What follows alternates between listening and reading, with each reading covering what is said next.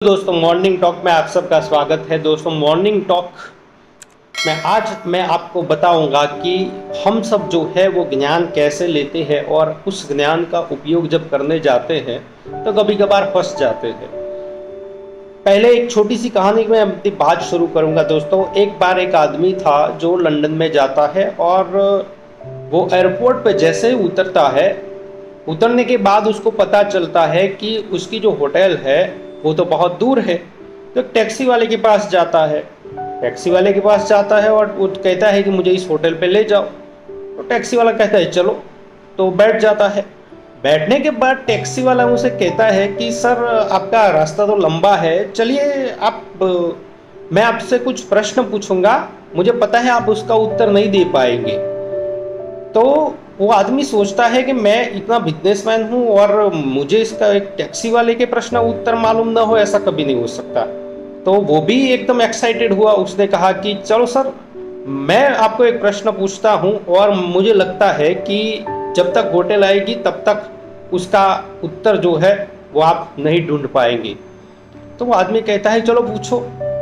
तो उस टैक्सी वाले ने उनसे प्रश्न पूछा कि मेरे माँ बाप की संतान जो कि न मेरा भाई है न मेरे बहन है, तो वो कौन है?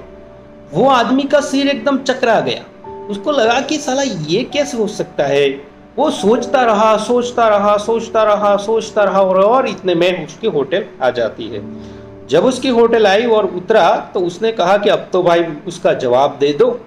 तो टैक्सी वाले ने कहा सर, नॉर्मल है, मेरे माँ बाप की संतान न मेरा भाई है न मेरे बहन है, तो मैं खुद ही हूँ। अब उस व्यक्ति ने उस उत्तर को ग्रहण कर लिया कि वो टैक्सी वाला है, वो उसकी माँ बाप की संतान है, न उसका भाई है न बहन है। अब वो थोड़े दिन बाद फिर वापस अपने घर जाता है। उसके लौटने की खुशी में उनके दोस्त जो है बहुत बड़ी पार्टी का आयोजन करते हैं। अब इतने सारे लोगों को इकट्ठा देखकर उसको लगता है कि चलो मैं भी ये प्रश्न जो मुझे उस टैक्सी वाले ने पूछा था, इसी प्रश्न को इन लोगों से पूछता हूँ। तो उसने सबको इकट्ठा कर लिया और सबको बुलाया। फिर उसने कहा कि मैं आपसे एक प्रश्न पूछूंगा, उसका उत्तर आपके पास नहीं होगा। तो सब लोग ने कहा कि ऐसा क्या प्रश्न होगा, क्योंकि अक्सर ऐसा होता है कि हमें जो कोई बात ऐसी होती है तो जानने की उत्सुकता ज़्यादा बढ़ जाती है। तो उस व्यक्ति ने कहा कि मेरे माँ बाप की संतान न मेरा भाई है न मेरी बहन है, तो वो कौन है? सब लोगों के माइंड चकरा गए, क्योंकि इस परिस्थिति में जब कोई ऐसा प्रश्न पूछता है तो उत्तर हमें मालूम ही नहीं होता और हमेशा हमारा मन जो है वो शांत रहता है। जिस प्रकार बुद्ध कहते हैं कि जो अशांत पानी है उसमें परछाई नहीं दिखाई देती, इसी प्रकार अशांत मन में किसी उलझन की सुलझन नहीं मिलती आपको। इसी प्रकार सब लोग का सिर चकरा गया, सब लोग सोचते रहे। फिर उसने कहा कि मैं आपको उत्तर बता देता हूँ। तो उसने कहा कि मेरे माँ बाप की संतान न मेरा भाई है न मेरी बहन है, तो वो कौन है? तो उसने उत्तर दिया कि वो लंदन में टैक्सी वाला जो है वो है।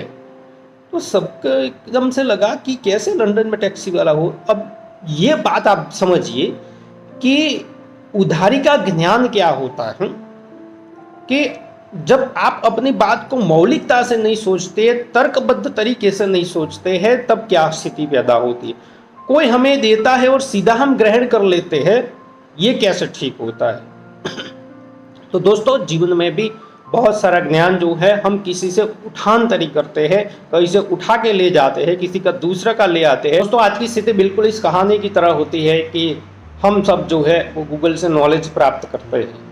कहीं भी कुछ अगर जानने की इच्छा होती है तुरंत गूगल कर लेते हैं। तो दोस्तों, जब भी कोई स्पर्धा होती है या जब भी कोई टॉक होता है या कुछ भी होता है, तब क्या होता है कि लोग जो है वो पहले नंबर बोलने वाला होता है, वो ठीक बोल देता है, बाकी लोगों को तब एकदम से मायूस होना पड़ता है, क्योंकि जो उसने बोला है वही वो लोग भी बोलने वाले थे। क्योंकि हम उधारी का ज्ञान लेके आए हैं, हमारे पास मौलिकता की कमी है और मौलिकता की कमी के कारण हमारी विचार शक्ति जो है वो दिन प्रतिदिन घटती जा रही है।